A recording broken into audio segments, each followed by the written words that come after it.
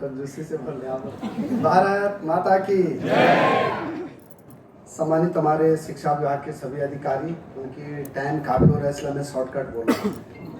हमारे यहाँ के लोकप्रिय विधायक जी और इस कार्यक्रम के आज के हमारे मुख्य अतिथि हमारे युवा मुख्यमंत्री माननीय पुष्कर सिंह धामी जी, एक बार मैं चाहूँगा कि आप सब लोग धामी जी का, हमारे मुख्यमंत्री जी का ताली बजा के स्वागत करें। भाई बहनों, आप सबको पता है, यहाँ पे पत्रकार मित्र भी हैं, कि 2 साल पहले हम यहीं पे आए थे। तब बिल्डिंग में नहीं आए थे, तब हम भूमि पूजन करने आए थे।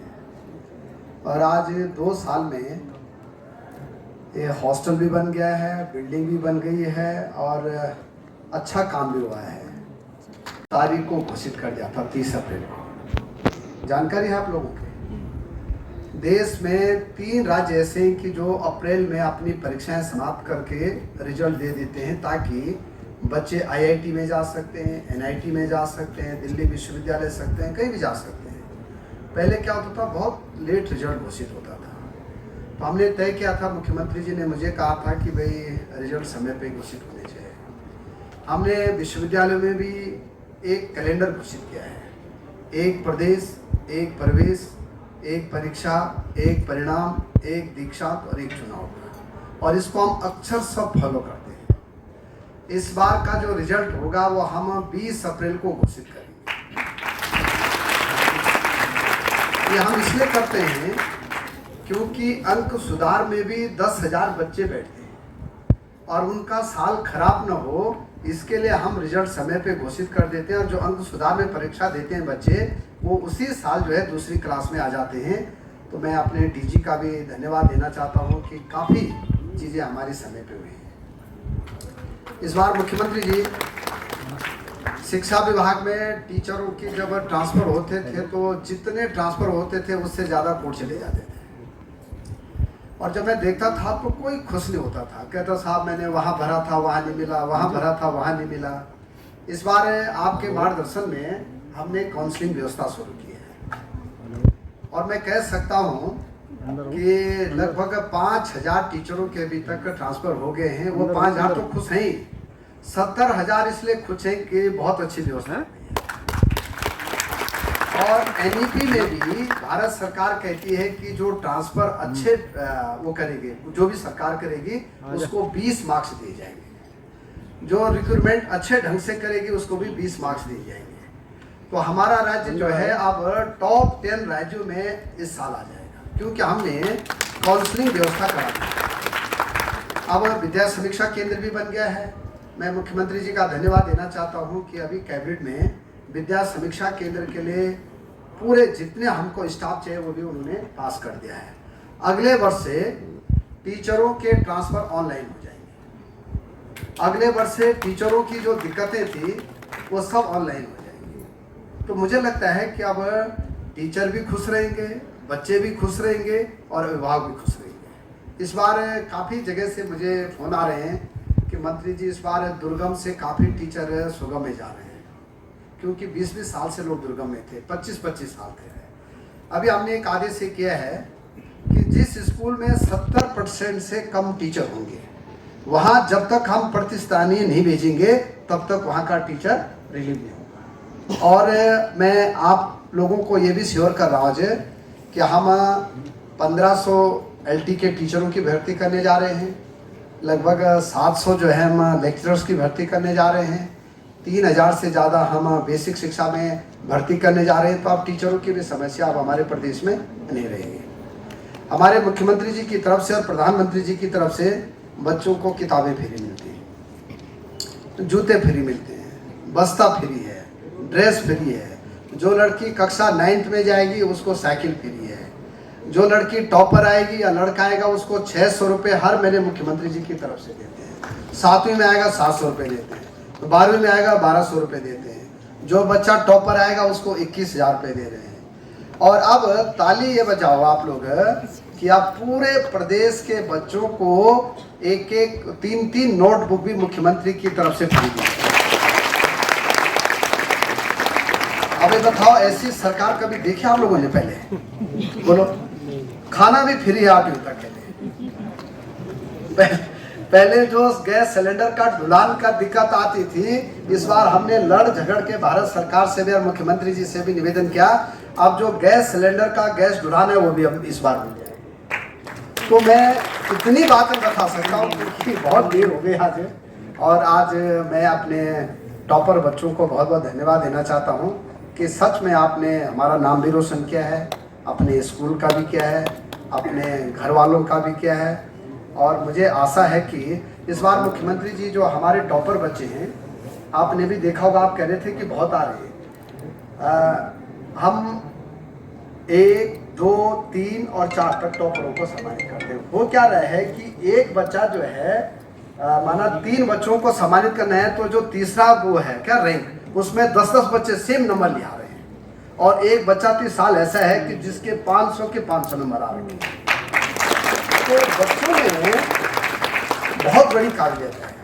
और अब मुख्यमंत्री जी ने एक काम और किया हमारी सरकार ने कि जो बच्चा जो है IIT में जाना चाहता है, NIT में जाना चाहता है, PCS क्वालिफाई करना चाहता है, IAS में जाना चाहता है, NDA में जाना चाहता है, 1-1 लाख रुपए मुख्यमंत्री जी की तरफ से उनको पारितोषिक दिया जाए।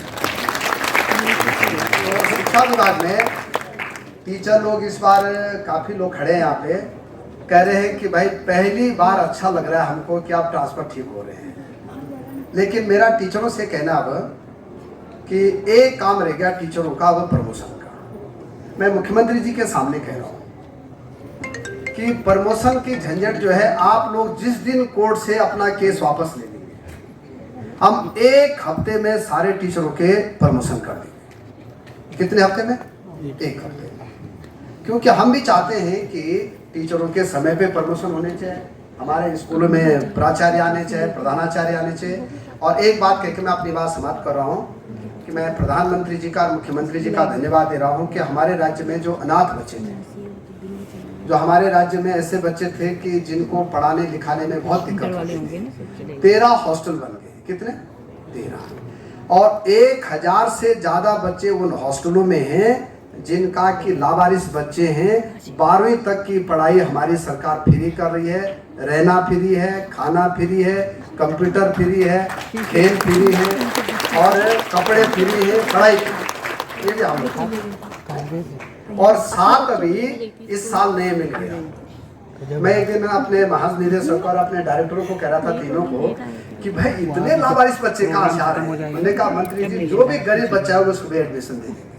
तो बहुत पुण्य का काम शिक्षा विभाग कर रहा है। इतनी बात कहकर मैं अपनी बात समाप्त कर रहा हूँ। और मैं मुख्यमंत्री जी का बहुत बहुत धन्यवाद देना चाहता हूँ कि वो केदारनाथ गए थे आंसू में, आज भोले के दर्शन करके भी आ रहे हैं, प्रदेश की समृद्धि के लिए वो कामना करके आ रहे हैं। और मुझे डर लग रहा था कि आज मौसम कहीं गड़बड़ न हो जाए, तो ऐसा न हो कि मुख्यमंत्री जी को वर्चुअली रहना पड़े। लेकिन भगवान केदार की कृपा है, टॉपर बच्चों का जो है उत्साह बढ़ाने के लिए हमारे बीच में तय समय पे आ गए। मैं एक बार उनका बहुत बहुत धन्यवाद कर रहा हूँ। भारत माता की भवन के लोकार्पण एवं शिक्षा विभाग के अंतर्गत पंडित दीनदयाल उपाध्याय उत्कृष्टता पुरस्कार वितरण समारोह में अभी आप सब लोगों ने जिनको सुना, हमारे विद्यालय शिक्षा मंत्री और अनेक विभागों के मंत्री, सहकारिता है, स्वास्थ्य है, उच्च शिक्षा, मेडिकल एजुकेशन, अनेक विभागों के मंत्री संस्कृत शिक्षा के नाते राज्य को लगातार गति देने का काम जो अनवरत हैं आदरणीय डॉक्टर धन सिंह रावत जी। और ये जिस विधानसभा क्षेत्र में आज ये कार्यक्रम हो रहा है, ये भवन का लोकार्पण हो रहा है, आप सब हम सब जिस कार्यक्रम में आज सहभागी हो रहे हैं, और ऐसे इनका सौभाग्य मैं कहूँ या हम सबका सौभाग्य कहें कि ऐसे अनेक कार्यक्रम और अनेक संस्थान और अनेक भवन, अनेक ऐसे इंस्टीट्यूशन जिस विधानसभा क्षेत्र के अंतर्गत आते हैं, उस विधानसभा के लोकप्रिय विधायक आदरणीय उमेश शर्मा काऊ जी, हमारे महानिदेशक विद्यालय शिक्षा विभाग श्री बंशीधर तिवारी जी, निदेशक अकादमिक शिक्षा एवं प्रशिक्षण उत्तराखंड श्रीमती वंदना गर्व्याल जी, निदेशक माध्यमिक शिक्षा श्री महावीर सिंह बिष्ट जी, निदेशक प्राथमिक शिक्षा श्री रामकृष्ण उनियाल जी एवं शिक्षा विभाग के हमारे सभी आए हुए सभी अधिकारीगण, सभी विद्यालयों से आए हुए सभी अध्यापकगण, प्राध्यापकगण, प्रधानाचार्य, प्रबंधक, विद्यालयों के सभी फाउंडर, अभिभावकगण और जिन्होंने आज CSR के माध्यम से अनेक स्थानों पर शिक्षा के उत्थान के लिए अपना योगदान देने वाले सभी हमारे प्रतिनिधिगण, आए हुए अतिथिगण और जिनके निमित्त आज ये कार्यक्रम हो रहा है, हमारे ऐसे प्रिय छात्र एवं छात्राएं, हमारे शिक्षा विभाग के सभी पुरस्कार प्राप्त करने वाले सभी अध्यापकगण, सभी विद्यालय, मैं सबसे पहले तो आप सभी का आज ये भवन का यहाँ पर लोकार्पण भी हुआ है, इसका उद्घाटन भी हुआ है, ये प्रारंभ हुआ है। और अच्छी बात यह है कि हम लोग जो बार बार कहते हैं और हमारे आदरणीय प्रधानमंत्री जी कहते हैं कि जिसका हम लोग शिलान्यास करते हैं उसका लोकार्पण भी करते हैं, यानी कि जो योजना शुरू होती है वो योजना पूरी होती है। और इस अवसर पर हम इतने शानदार आज इस सभागार में बैठे हैं। अभी मैं आदरणीय शिक्षा मंत्री जी से बात कर रहा था तो वो कह रहे थे कि अब अनेक कार्यक्रम इसमें संचालित होते हैं, तमाम प्रशिक्षण के कार्यक्रम चलते हैं, राज्य भर के अनेक जो कार्यक्रम होते हैं उन कार्यक्रमों का संचालन इस सभागार में होता है। यहाँ आप सब आज पधारे हैं, मैं आप सबका स्वागत करता हूँ, आप सबका अभिनंदन करता हूँ और जिनको आज पुरस्कार प्राप्त हुआ है उन सबको बहुत बधाई देता हूँ। आज का दिन उत्तराखंड की शिक्षा व्यवस्था के लिए भी अत्यंत ही महत्वपूर्ण दिन है, जिस दिन हमें आज हमारे शिक्षकगणों को हमारे CSR से अपना योगदान देने वाले और विद्यालयों में जो शिक्षा के माध्यम से हमारे नौनिहालों के भविष्य का निर्माण करते हैं, उन सभी को एक साथ आज मैं कहूँ कि एक समूह को जो शिक्षा को बढ़ाने में एक साथ एकता के साथ काम कर रहा है, उस समूह को मैंने शिक्षा मंत्री जी ने, उमेश शर्मा काऊ जी ने आज ये सौभाग्य आप सब ने हम लोगों को दिया, तो हम सब लोग अपने को सौभाग्यशाली मानते हैं और आप सबको इस अवसर पर हम बधाई देते हैं, क्योंकि जहां आज एक और उत्कृष्ट शैक्षिक परिणाम लाने वाले विद्यालय, विद्यार्थी, प्रधानाचार्यगण, पंडित दीनदयाल उपाध्याय शैक्षिक उत्कृष्टता पुरस्कार से सम्मानित होने वाले SCRT उत्तराखंड के नवनिर्माण भवन के साथ ही 442 जो स्मार्ट क्लास है उसका भी, और ये जो आज है सच में वास्तव में आप लोगों को सम्मानित करके ऐसा लग रहा है कि आपको सम्मानित कम कर रहे हैं और हम स्वयं सम्मानित हो रहे हैं, क्योंकि शिक्षा का जो महत्व है हम सभी जानते हैं और आप सभी ने अपनी मेहनत से, लगन से, समर्पण के दम पर ये उत्कृष्ट परिणाम और पुरस्कार प्राप्त किया है।